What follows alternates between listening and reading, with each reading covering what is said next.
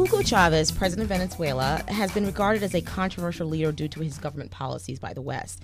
Joining me today is Christopher Moore, who is director and producer of the film Puedo Hablar, which means May I Speak in English. The film portrays Venezuela at a crossroads as it follows both candidates in the December 3rd elections. Chris, I want to thank you for joining me and taking the time to have this interview. Well, thank you for having me.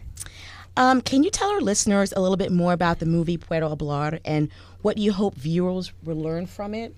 Yeah, I mean, the idea behind our documentary film, May I Speak, was to get beyond the two general interpretations of Chavez, which sort of subscribe to a more polarized setting, and get at some of the complexities that one can find in the debate on Chavez in Venezuela. So the idea was to really dissect the pro-Chavez movement in Venezuela and find that there were actually a variety of opinions on Chavez and hopes for the future. And then within the opposition camp, there was again that same diversity of ideals and hopes for the future. How did the Venezuelan citizens react to your presence while you and your film crew were filming there? Like, were they more positive to you? Were they open? Were they reserved at all? Like, how did they react to you guys being there? I mean, there's always a period of curiosity when Venezuelans want to know, well, why are these four gringos here doing a documentary film on Hugo Chavez in Venezuela? And so it always took us a period of a half hour, an hour, even multiple days on a couple occasions to really explain what we were hoping to do in Venezuela, outline our intentions, and from that point we were able to really get a lot of input and interviews from across the political spectrum, across the socioeconomic spectrum, and across the geological spectrum as well. And it's in everyone's interest to get beyond this fierce polarization that you see in Venezuela. And so when we came with and explained those intentions and those ideas for this project, it was really well received by both political camps. You mentioned about the economic aspect. I wanted to ask you, I had read that you had traveled to poor neighborhoods in Venezuela as well as more neighborhoods from the wealthier class. I wanted to know if there was a difference between the attitudes towards Chavez from the different neighborhoods. Like, were more of the people from the poor neighborhoods, were they more supporting Chavez? And did you see more people from the wealthier elite class more supporting the opposition? What was the general attitude among the different socioeconomic groups within Venezuela towards the candidates?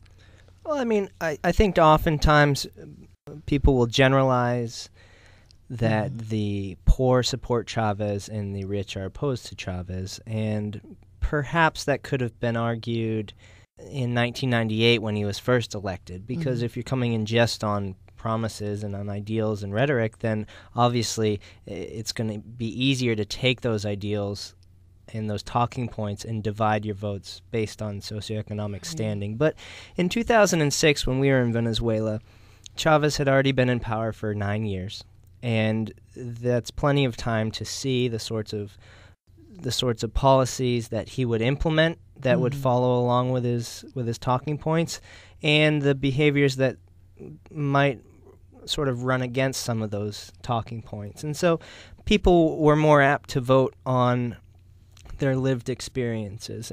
So did you see, as far as the internationalist community's perception of Chavez, particularly the West, how Chavez unfortunately has a very negative perception viewed by mostly Western countries. Did that perception of the international community, did it have an effect on domestic politics in Venezuela at all, as far as voting practices or anything like that? Did you see that? Yeah, I mean, people in Venezuela are very aware of Chavez's rise to international fame.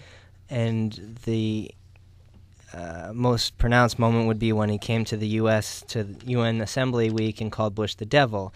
But I think in the 2006 elections, as with any presidential election, the same thing here in the States as well, people are voting mostly on domestic issues, and I think that's what folks voted on in Venezuela in 2006. Sure. It's good. Where do you see Venezuela heading in the future? I mean, Chavez ruling in Venezuela. What do you think would happen? Yeah, well, it's hard because we produced a film. We stopped filming a week before Christmas in 2006, and the year after his re-election looked drastically different than when we were in Venezuela, and certainly his first term as president. And in a country like Venezuela, as well as in the States, things change every single day. Chavez brought to national vote, a series of 69 constitutional amendments or changes to the Constitution, which were voted in a top-down fashion. And so that really would defy a lot of the complexities that we were trying to point out through our project. And fortunately, the people in Venezuela voted against those, either because certainly some did it simply because they didn't like Chavez. Some did it because they supported Chavez, but they didn't support the way in which those amendments were being voted on.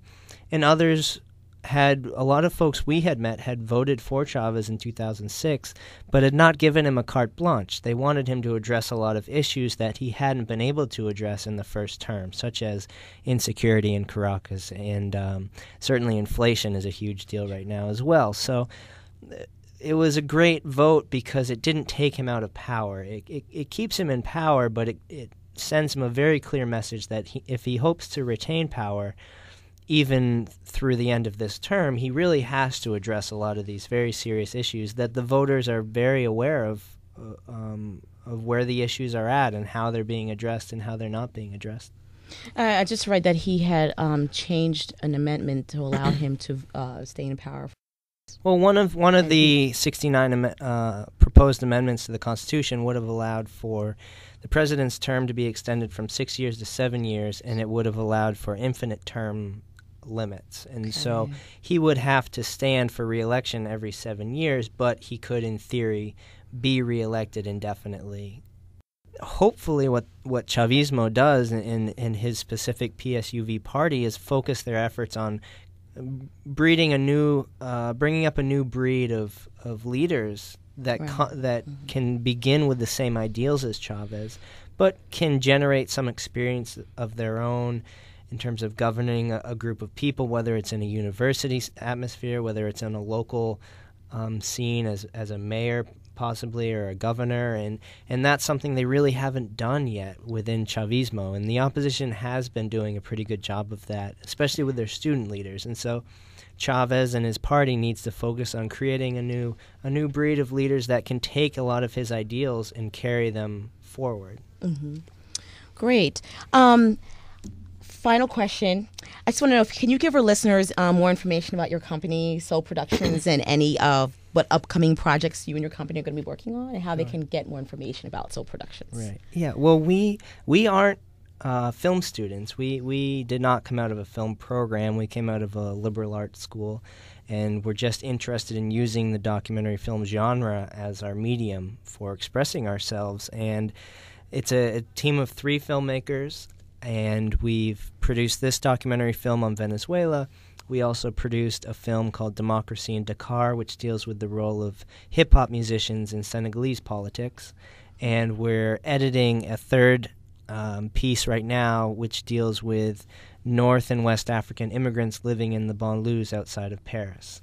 So you can find all of those films and clips from those films at our website, which is sol-productions.org. And you can certainly email me with any questions, and my email is chris@that website. Okay, great. It's good luck to you and your company in the future. Thank you very much. And thank you all for listening. This has been Natasha Triplett for Global Current Radio.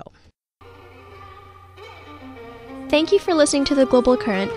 For more information and to stream our podcast, www.globalcurrent.blogspot.com.